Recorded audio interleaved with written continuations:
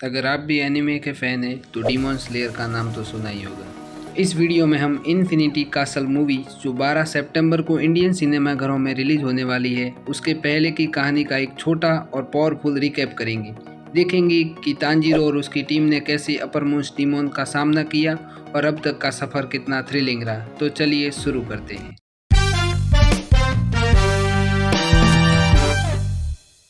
सब कुछ शुरू होता है एक सिंपल लड़के तांजीरो से। वो अपने छोटे भाई बहनों और माँ के साथ पहाड़ पर एक शांत जिंदगी जी रहा था। एक दिन जब वो शहर से घर वापस आता है तो उसका पूरा परिवार मुजान किबुत्सुजी जो डीमॉन्स का राजा था उसके हाथ मारा जा चुका था। उसके परिवार में सिर्फ उसकी छोटी बहन नेजुको जिंदा बची होती है, लेकिन वो एक डीमॉन बन चुकी थी। तांजीरो का दिल टूट चुका था, लेकिन उसने हार नहीं मानी। उसने कसम खाई कि वो नाजुको को वापस इंसान बनाएगा और मुजान से बदला लेगा।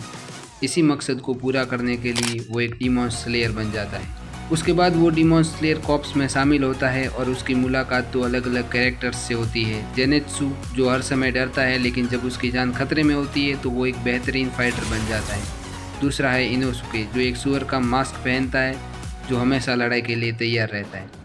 ये तीनों मिलकर एक टीम बनाते हैं और लोअर मून्स डीमन का सामना करते हैं। सीजन 1 का सबसे बड़ा हाईलाइट है नाटागुमा माउंटेन आर्क। यहाँ पर उसका सामना होता है रुई लोअर मून 5 से। जब तांजीरो हारने ही वाला होता है तो अपने परिवार की याद आती है और वो तलवार से आग लगाकर अपने परिवार की dance of the fire God technique यानी हिनोकामी कागुरा का इस्तेमाल करता है। यही से डीमॉन स्लेयर जर्नी का एक बड़ा टर्निंग पॉइंट आता है। उनका अगला पड़ाव था म्यूगन ट्रेन। तांजीरो, जेनेत्सु और इनोसुके फ्लेम हाशिरा क्योजुरो रेंगोकू से मिलते हैं। उनका मिशन ट्रेन पर लोगों की जान बचाना था। उनका सामना लोअर डीमन 1 एनमू से होता है। उसके बाद आता है अपर मून 3 अकाजा। रेंगोकू की लड़ाई अकाजा के साथ सबसे बेहतरीन लड़ाइयों में से एक थी। रेंगोकू के पावरफुल मूव्स और उसकी डिटर्मिनेशन ने अकाजा को काफ़ी तकलीफ दी। आखिरी सांस लेने से पहले रेंगोकू तांजीरो से कहता है सेट योर हार्ट अब्लेज। यह डायलॉग और रेंगोकू का बलिदान हर फैंस के दिल को तोड़ देता है और डीमॉन स्लेयर का सबसे इमोशनल सीन बन जाता है। इसके बाद शुरू होता है एंटरटेनमेंट डिस्ट्रिक्ट आर्क, जहां तांजीरो, जेनेत्सु, इनोसुके और साउंड हाशिरा टेंगेन यूजी मिलकर लड़ाई लड़ते हैं अपर मून 6 डाकी और ग्यूतारो के खिलाफ। इस आर्क में हमें एनिमेशन हिस्ट्री का सबसे बेहतरीन फाइट सीन्स दिए हैं।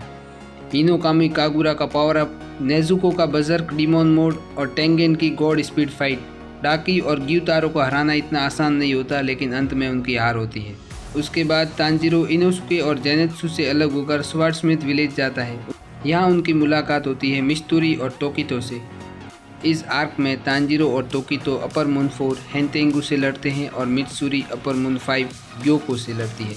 इस आर्क का क्लाइमैक्स सबसे पावरफुल है। जब हेंतेंगु लगातार तांजीरो को टक्कर दे रहा था तो अचानक नेजुको धूप में आती है और सूरज की रोशनी में जलने लगती है।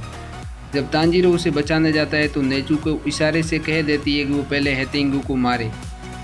इस सीन को देखकर सबके दिल पिघल जाते हैं और इसी सीन के बाद नेजुको धूप में चल पाती है, जो मुजान को भी हैरान कर देता है। दोस्तों, अब शुरू होने वाला है डीमॉन स्लेयर का सबसे बड़ा आर्क, इन्फिनिटी कासल आर्क। यहाँ होगा तांजीरो, हाशिरा और मुजान के डीमॉन्स के बीच फाइनल शोडाउन। सबसे बड़ी लड़ाई है, सबसे ज़्यादा इमोशन और शायद कुछ दिल तोड़ने वाले पल भी। तो दोस्तों, ये था डीमॉन स्लेयर का एक रिकैप इन्फिनिटी कासल आर्क के पहले का।